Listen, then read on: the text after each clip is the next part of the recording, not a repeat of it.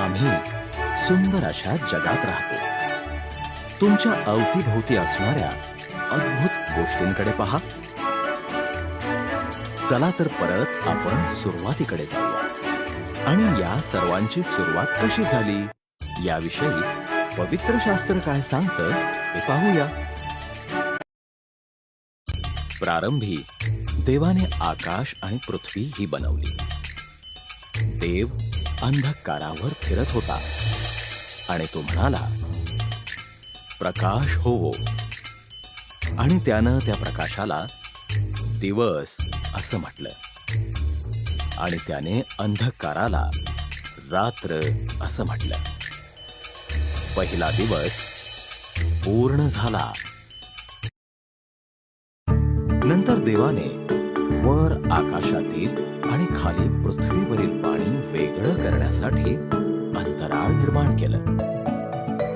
त्याने त्या अंतराळाला आकाश असं म्हटलं. दुसरा दिवस पूर्ण झाला. देवाने ते पाणी एका ठिकाणी एकत्र केलं आणि कोरडी भूमी दिसू लागली. देवाने त्या भूमीला जमीन असं म्हटलं आणि जलाशयाला समुद्र असं नाव दिलं. आणि मग त्यानं वनस्पती म्हणजे गवत, धान्य आणि वृक्ष ही निर्माण केली. तिसरा दिवस पूर्ण झाला. मग देवाने आकाशामध्ये ज्योती बनवल्या. त्याने दिवसासाठी सूर्य, रात्रीसाठी चंद्र व सर्व तारे निर्माण केले.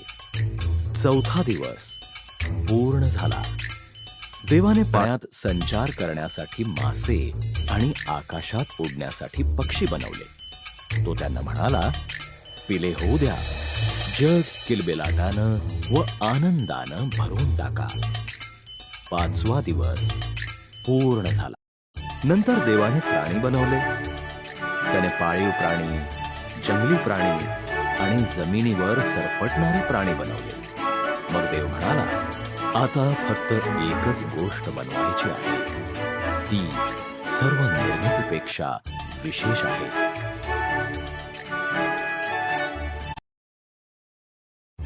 म्हणून देवाने स्वतःच्या प्रतिरूपात स्त्री व पुरुष बनवले.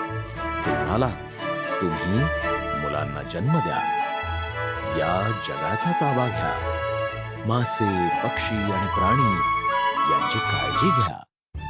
हा सहावा दिवस पूर्ण झाला. नंतर देवाने स्वतः बनवलेल्या सर्व गोष्टींकडे पाहिले. तो म्हणाला, हे फारच छान आहे. असं म्हणून त्यानं सातव्या दिवशी विश्रांती घेतली आणि तो दिवस विशेष ठरवला. हा सातवा दिवस पूर्ण झाला.